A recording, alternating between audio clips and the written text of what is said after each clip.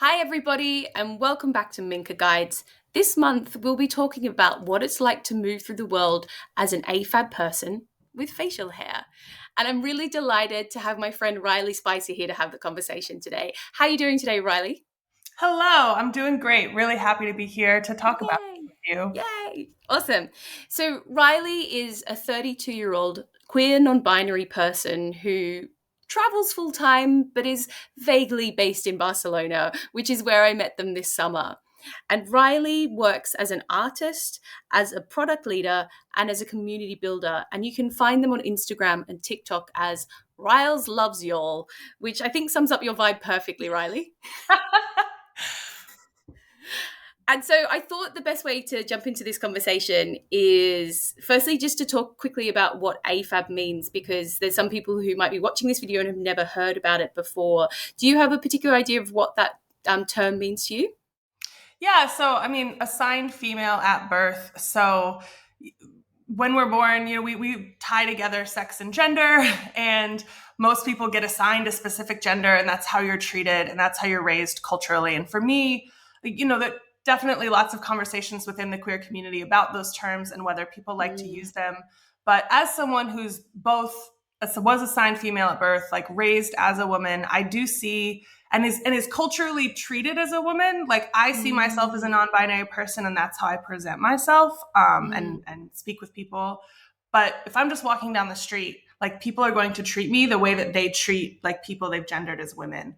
And I do Mm. think that changes the way that I experience the world. It changes the way that I've been raised. It changes the way that I'm socialized. And so I do think it's an interesting and important facet of how we Mm. communicate with the world and how the world communicates with us.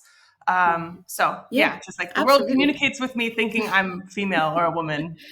Yeah, I've also heard people use the term as like assumed female at birth, Hmm. which is interesting. And I think Mhm. some of the conversations that you kind of touched on there that I've heard around the term being used is that it seems to be generally accepted that this is a term that is for anyone who's under the umbrella of like trans non-binary, but it isn't a term that cisgender people should use to describe themselves. That's what some people say.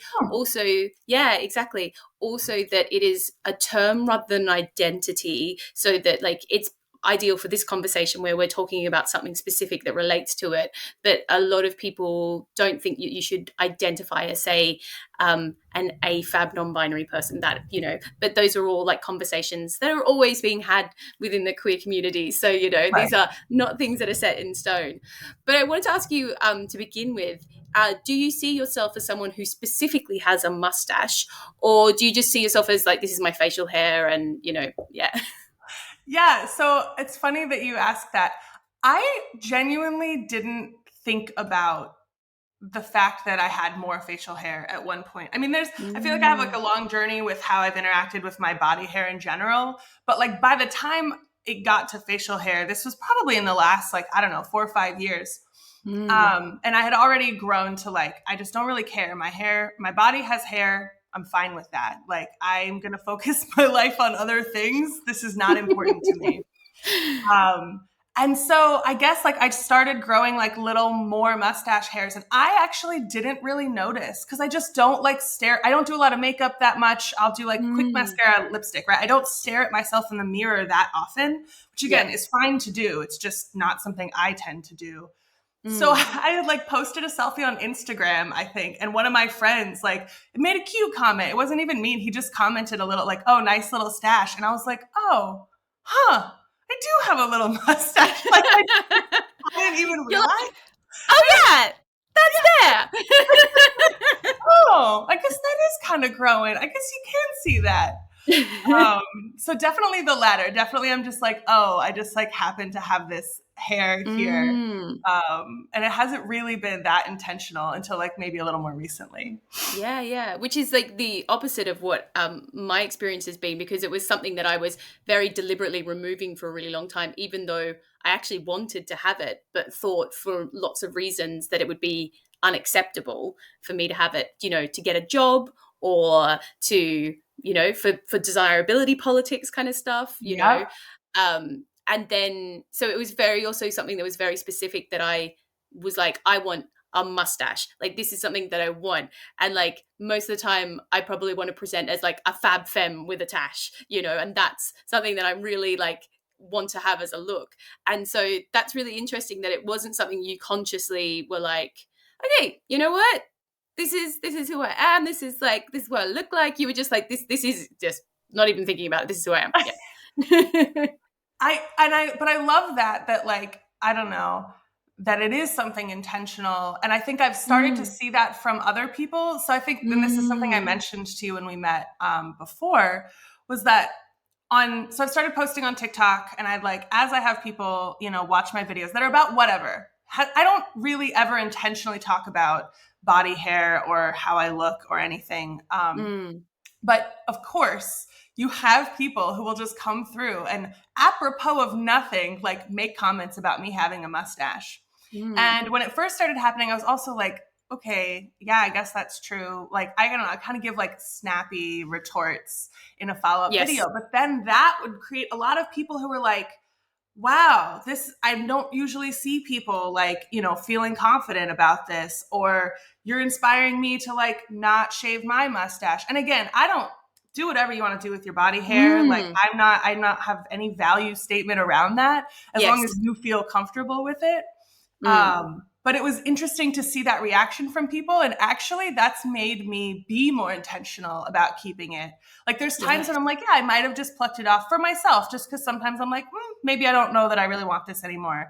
But I've kind of kept it because I'm like, it's so weird to me that so many people feel that they should just police a stranger's body on the internet about something that has no negative impact to you, has nothing to do with you, has nothing to do with even the content of what this person is discussing, that I'm like, now maybe I do want to be a person with a mustache. I feel like it's brought me around to wanting to be that intentional. You're like, actually, this is something that I kind of fell into, but I'm really down with, Right, exactly.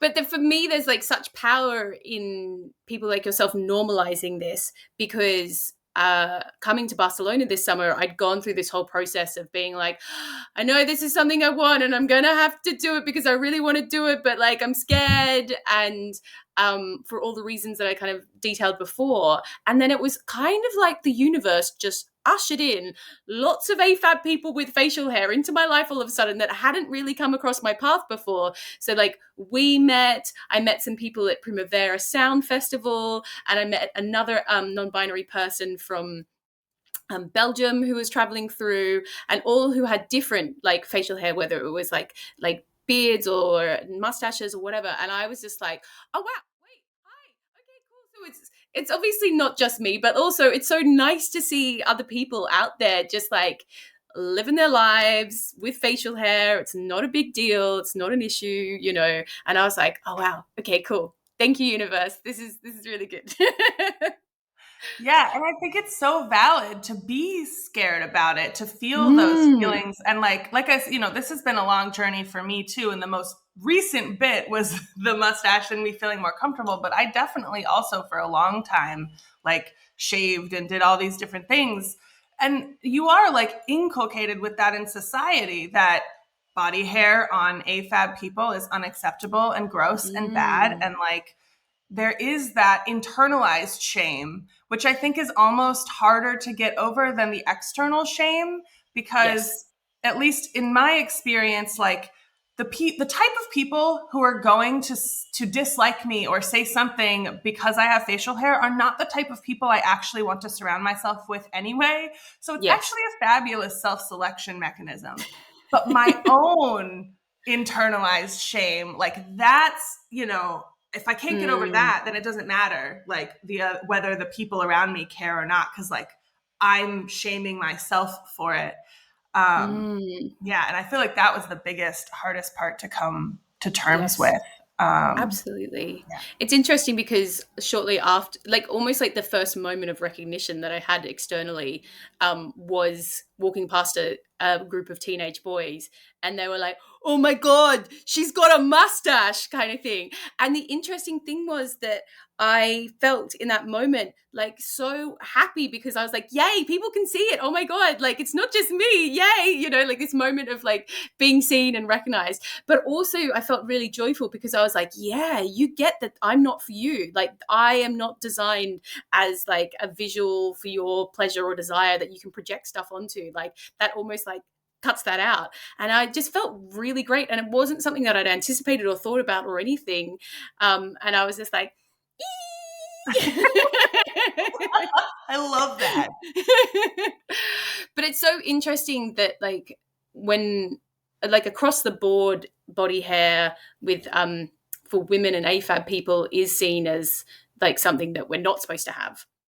And then specifically facial hair, anything beyond eyebrows, which obviously I don't have myself at the moment really, but like, that's like that's the only thing facial hair wise and eyelashes that we're all everybody is allowed to have. But like it's like having any kind of facial hair around here is very much like marked as being masculine or belonging to men.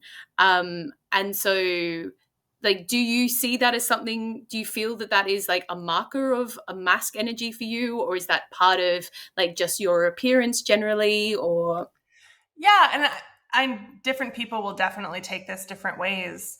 But for me, I don't like I just want to degender it entirely. Like I don't feel a sense that it's masculine or feminine. It's just like bodies do body things. And I would yes. like to I mean, I do something like I do wear some makeup when I want to, and like I do pluck my eyebrows because I do like how it feels like mowing a lawn. Like I just like, or Yeah. tidying your room. You know, I'm just like, oh, I kind of like when it's tidy, but I don't want to be forced to do something like spend hours of my life, spend like the mental energy if I don't actually care. You know, if it doesn't Yes. feel nice to me. So I like for me, it's a lot about that perspective. It's not that it's particularly like gender affirming or denying. I'm just Yeah. like, I don't care that my body is doing this thing, and I would like to spend the energy of my life focusing on other things. Yes, exactly. It's interesting. I found myself cultivating mine a little bit. So I've bought a Nice. little pair of mustache scissors. You probably can't see it as well here, but like I've been dyeing it blue. So when I bleach my hair and dye it blue, I've been doing my mustache as well. So it looks natural with my Oh, I love it. I love it. Your natural blue mustache. And then I've also been trimming it like to make it just kind of like sit like above like the top lip, like so that it doesn't go down a lot. And so I've Yep. definitely been like, you know, shaping it and stuff, which is I'm finding very fun. And I love having a tiny pair of scissors that and a tiny comb that are made for just that, you know.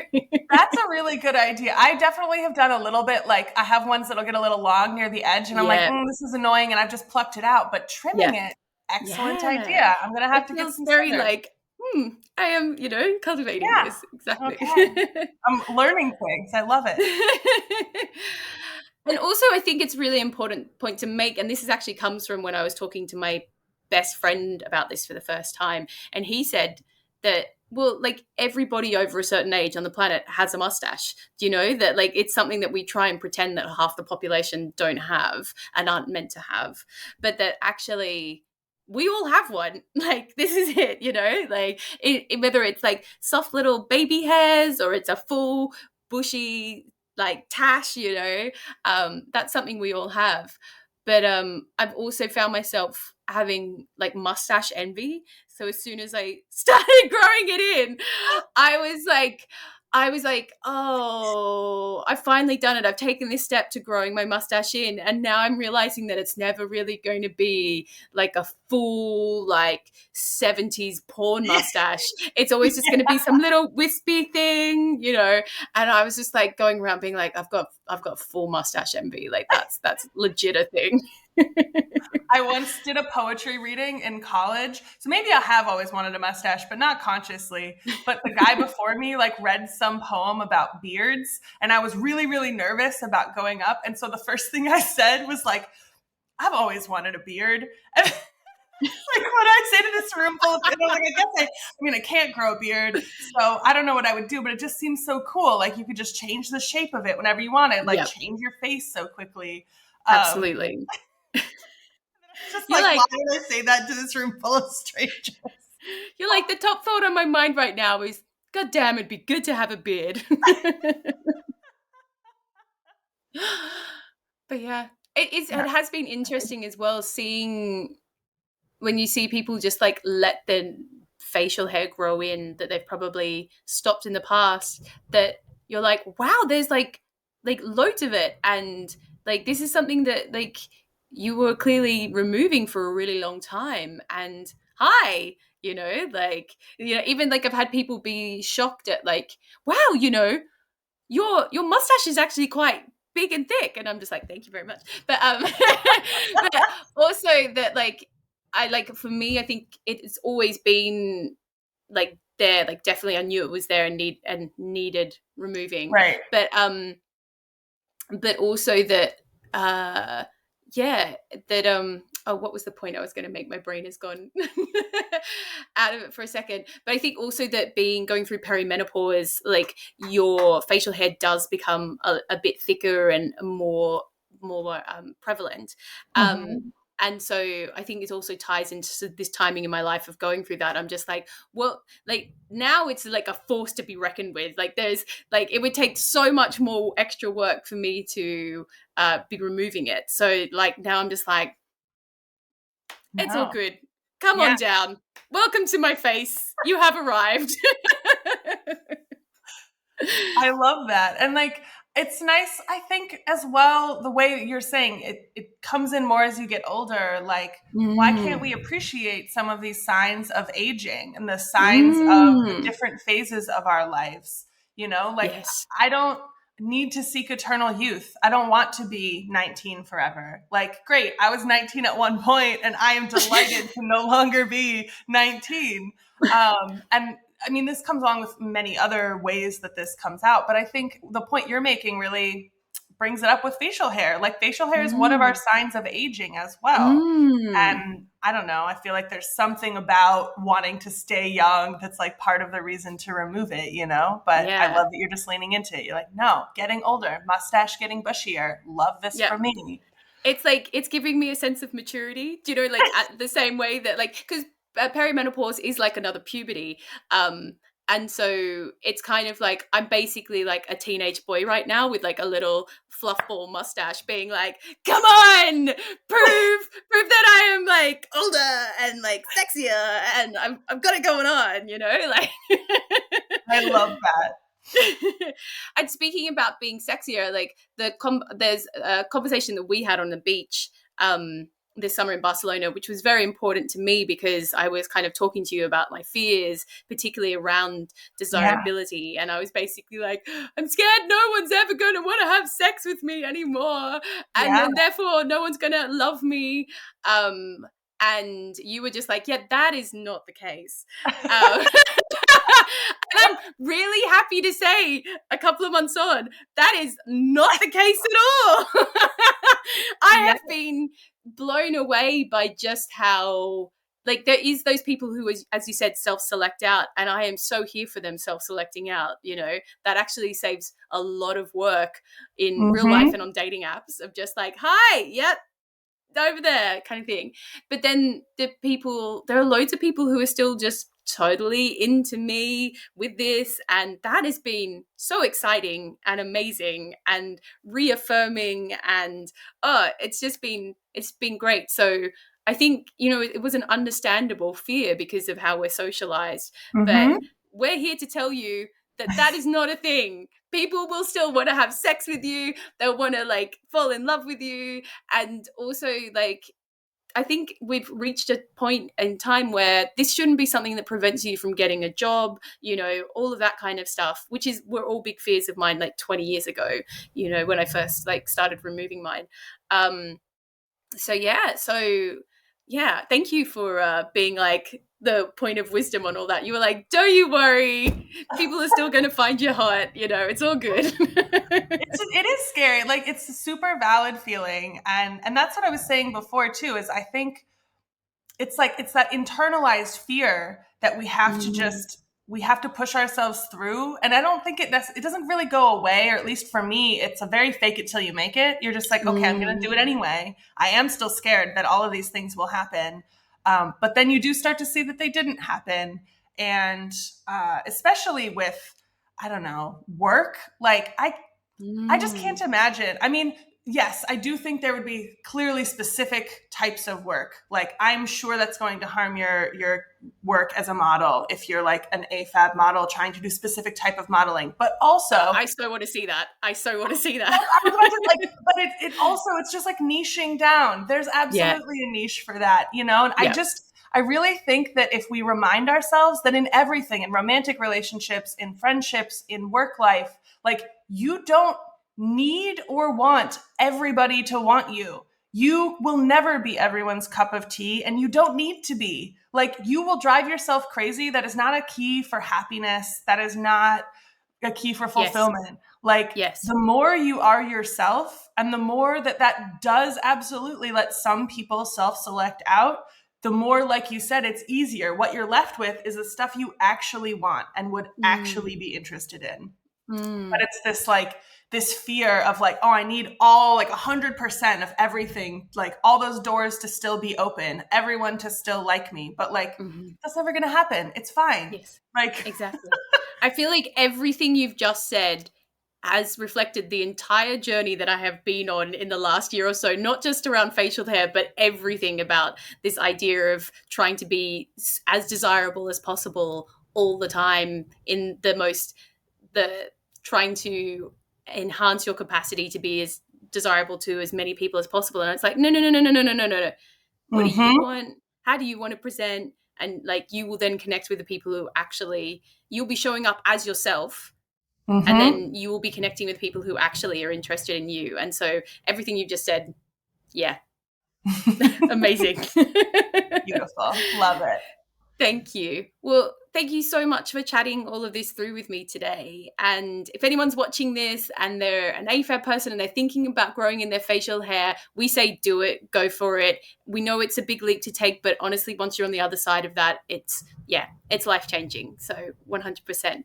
Do it. Live your best lives. Thank you for having me. This was wonderful to talk to you again. Very welcome. And just in case anyone's interested, again, if you want to follow Riley on Instagram or TikTok, you can find them at Riles Loves You All, and I'll have links down in the videos everywhere, wherever, so you can find them. Right, Riley, love you. Love you too. Mwah. Thank you. Bye.